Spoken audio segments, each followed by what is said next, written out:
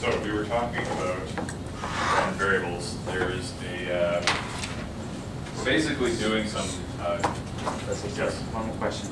The lab will be 3057 CSC, like the location, right? Yep. And we'll have access to the lab. Like I think you have to let Julia know.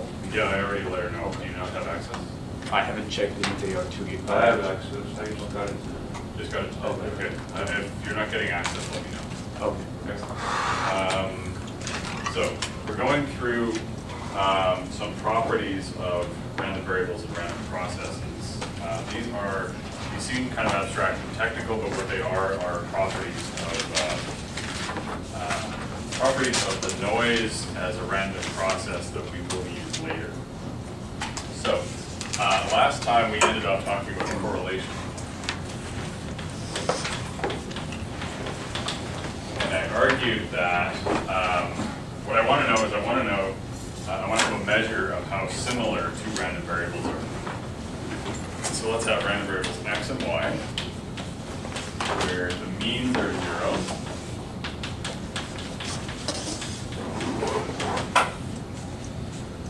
And the variances are the same.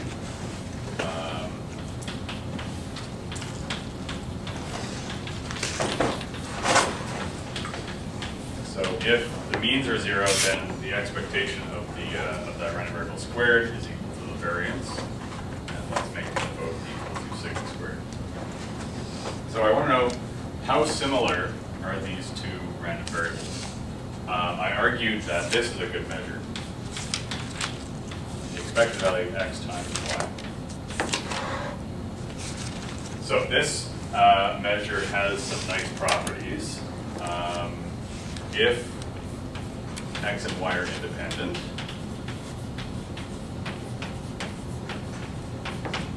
then it's equal to 0.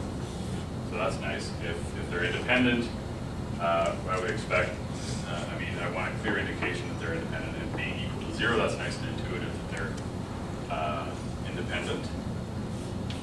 If x is equal to y, then this value is equal to the variance. And that makes sense because if x is equal to y, I can substitute y for x. I get expected value x squared, and that's equal to the variance. And similarly, if x is equal to minus y, in other words, they're completely anti-correlated, then expected value xy is equal to minus x squared.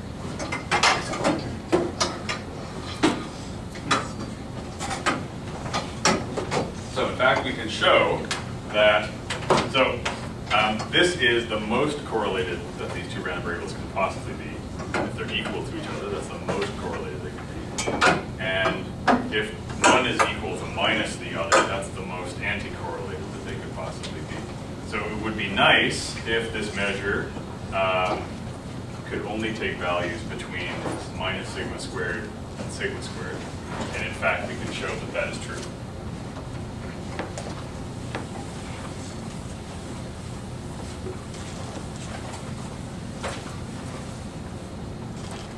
So let R equal expected value xy, where x and y have all of the properties that I showed you a second ago.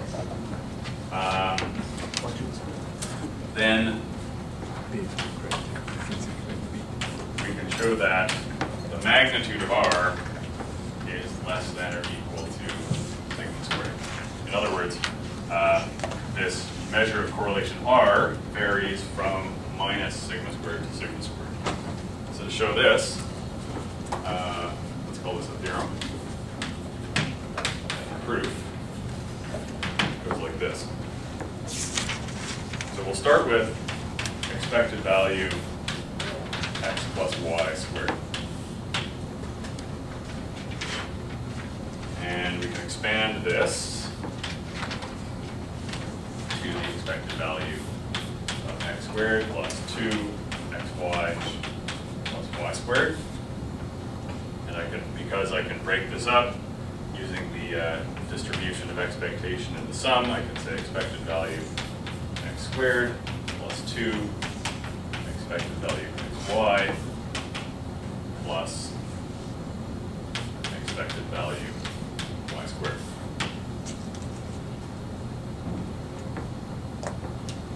So this is equal to, okay, for one thing, what's this? That's It's just the variance. So this is sigma squared plus, let's skip over that for a second. What's this?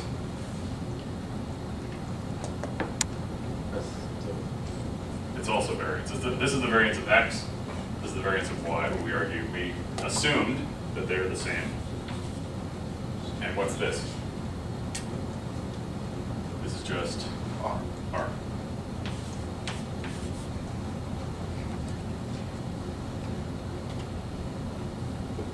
So, next thing to notice is that x plus y squared is greater than 0 everywhere.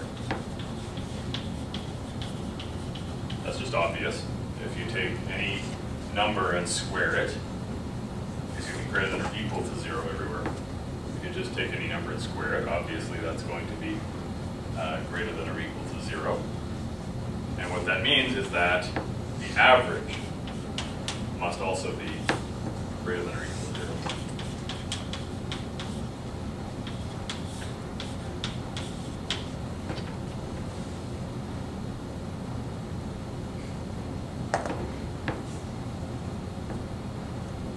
Okay, so what does that mean?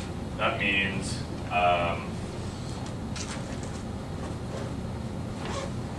so if I take this and reduce it, I get 2 sigma squared plus 2r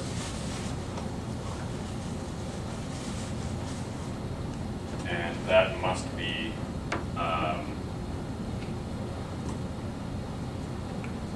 so it must be true that 2 sigma squared plus 2r is greater than or equal to 0. Yes? How are you assuming that the variance of x and y are the same? I started out by assuming that. So I said earlier that x and y have 0 mean, the same variance, sigma squared. Okay, so this and this suggest that 2 sigma squared plus 2r is greater than or equal to 0.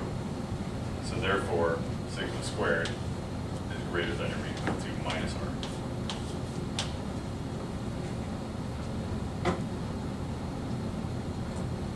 Okay, what I need to do is I need to show that this is true, that is between minus r and plus r. How do I do that? I just do exactly the same thing, except I start out with expected value x minus y squared. I get a minus there, a minus there, and a minus there, and a minus there, and a minus there. So then I end up with, x minus y squared is still greater than 0. So expected value x minus y squared is still greater than 0. So I get a minus there. And finally, I end up with r is greater than or equal to sigma squared. So therefore, minus r is less than or equal to sigma squared, less than or equal to r. So that implies magnitude of r is less than or equal to sigma squared. Okay, so that's great. That means that this expected value of the product is an ideal correlation measure. It's 0 if they're independent, and if it takes its maximum possible value if the two values are equal to each other, and it takes its minimum possible value if they're completely anti-correlated. So that's great.